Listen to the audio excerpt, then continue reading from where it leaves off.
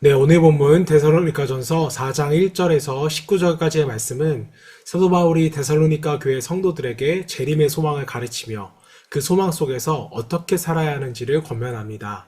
자, 주님의 재림을 기다리는 사람들의 삶의 모습과 태도를 묵상하면서 함께 말씀을 읽어보도록 하겠습니다. 그러므로 형제들아 우리가 끝으로 주 예수 안에서 너희에게 구하고 권면하노니 너희가 마땅히 어떻게 행하며 하나님을 기쁘시게 할 수 있는지를 우리에게 배웠으니 곧 너희가 행하는 바라 더욱 많이 힘쓰라. 우리가 주 예수로 말미암아 너희에게 무슨 명령으로 준 것을 너희가 아느니라. 하나님의 뜻은 이것이니 너희의 거룩함이라 곧 음란을 버리고 각각 거룩함과 존귀함으로 자기의 아내 대할 줄을 알고 하나님을 모르는 이방인과 같이 세욕을 따르지 말고 이 일의 분수를 넘어서 형제를 해하지 말라. 이는 우리가 너희에게 미리 말하고 증언한 것과 같이 이 모든 일에 주께서 신원하여 주심이라. 하나님이 우리를 부르심은 부정하게 하심이 아니요 거룩하게 하심이니 그러므로 저버리는 자는 사람을 저버림이 아니요 너희에게 그의 성령을 주신 하나님을 저버림이니라. 형제 사랑에 관하여는 너희에게 쓸 것이 없음은 너희들 자신이 하나님의 가르치심을 받아 서로 사랑함이라. 너희가 온 마게도냐 모든 형제에 대하여 과연 이것을 행하도다. 형제들아 권하노니 더욱 그렇게 행하고 또 너희에게 명한 것 같이 조용히 자기 일을 하고 너희 손으로 일하기를 힘쓰라. 이는 외인에 대하여 단정히 행하고 또한 아무 궁핍함이 없게 하려 함이라. 형제들아 자는 자들에 관하여는 너희가 알지 못함을 우리가 원하지 아니하노니 이는 소망 없는 다른 이와 같이 슬퍼하지 않게 하려 함이라. 우리가 예수께서 죽으셨다가 다시 살아나심을 믿을진대 이와 같이 예수 안에서 자는 자들도 하나님이 그와 함께 데리고 오시리라. 우리가 주의 말씀으로 너희에게 이것을 말하노니 주께서 강림하실 때까지 우리 살아남아 있는 자도 자는 자보다 결코 앞서지 못하리라. 주께서 호령과 천사장의 소리와 하나님의 나팔 소리로 친히 하늘로부터 강림하시리니 그리스도 안에서 죽은 자들이 먼저 일어나고 그 후에 우리 살아남은 자들도 그들과 함께 구름 속으로 끌어올려 공중에서 주를 영접하게 하시리니 그리하여 우리가 항상 주와 함께 있으리라. 그러므로 이러한 말로 서로 위로하라. 네, 오늘은 주님의 재림을 기다리며 라는 제목으로 함께 말씀을 묵상하겠습니다. 자, 바울은 먼저 성도들이 이미 배운 대로 마땅히 어떻게 행하며 하나님을 기쁘시게 할 수 있는가를 다시 한 번 더 강조합니다. 자, 주님의 재림을 기다리는 사람은요, 막연한 기대 속에서 게으르게 사는 것이 아니라 지금 이 땅에서 하나님을 기쁘시게 하는 삶을 살아가야 합니다. 자, 특히 바울은 음란을 멀리하고 각 사람은 자기의 몸을 거룩함과 존귀함으로써 지켜야 한다고 말씀합니다. 자, 당시 이방 사회는요, 음란이 만연했지만 성도는 세상과 구별된 거룩한 삶으로서 주님의 다시 오심을 준비해야 합니다. 자, 이것은 오늘날 우리도 마찬가지죠. 세상은 점점 더 쾌락과 욕망을 따라갑니다. 자, 그러나 재림을 기다리는 성도는 하나님이 우리를 부르신 것은 부정하게 하심이 아니요 거룩하게 하심이라는 이 7절의 말씀과 같이 정결한 삶을 살아가야 합니다. 자, 이것이 곧 재림을 준비하는 성도의 첫걸음입니다.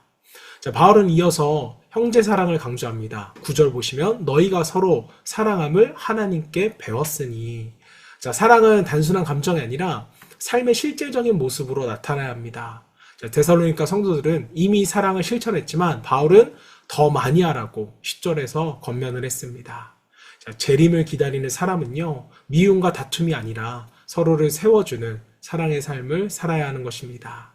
자, 또한 성도는 조용히 자기 일을 하고 자기 손으로 일하여 외인에 대하여서 단정히 하라고 말씀합니다. 자, 다시 말해 재림을 기다린다고 세상 일을 우리가 소홀히 한다거나 무책임하게 살아가지 말고 오히려 더 성실하고 책임 있게 살아가라는 권면입니다. 자, 오늘날도 주님 곧 오신다는 생각이 잘못되면 우리가 좀 현실을 도피하거나 게으름으로 이루어질 수가 있습니다. 자, 그러나 참된 재림의 신앙은 현실 속에서 우리가 더 성실히 일하고 사랑으로 서로를 섬기는 그 삶으로 나타나야 하는 것입니다. 자, 마지막으로 바울은요, 죽은 자들에 대한 소망을 말합니다. 당시 성도들 중에는 이미 죽은 사람들은 주님의 재림에 참여하지 못하는 것 아닌가라는 두려움이 있었습니다. 자, 그래서 바울은 분명히 말합니다. 14절 말씀. 예수께서 죽으셨다가 다시 살아나심을 우리가 믿을진대 이와 같이 예수 안에서 자는 자들도 하나님이 저와 함께 데리고 오시리라. 자, 바울은 주께서 강림하실 때 죽은 자들이 먼저 일어나고 그 후에 살아있는 성도들도 함께 공중에서 주를 영접하게 될 것이라고 말씀하였습니다. 자, 이것은 모든 성도들의 궁극적인 소망입니다. 자, 바울은 마지막 18절에서 그러므로 이러한 말로 서로를 위로하라 이렇게 말씀합니다. 주님의 재림의 소망은 단순히 우리가 지식으로 머무르는 것이 아니라 고난 속에서 낙심한 성도들을 우리가 위로하고 힘을 주는 능력이 되어야 합니다.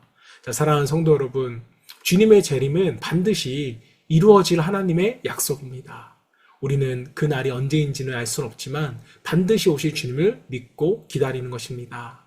자, 재림을 기다리는 성도는 오늘 말씀처럼 거룩한 삶을 살며 하나님을 기쁘시게 하고 형제를 사랑하며 성실히 살아가며 오늘 우리 가운데 소망으로서 서로를 위로해야 합니다. 우리의 눈은 종말의 날에만 머무는 것이 아니라 오늘 이 순간의 삶 속에서 재림신앙을 실천하는 데 있어야 합니다. 자, 주님 다시 오실 그날 믿음과 소망과 사랑으로 우리 준비될 수 있는 성도 되기를 주님의 이름으로 축원합니다.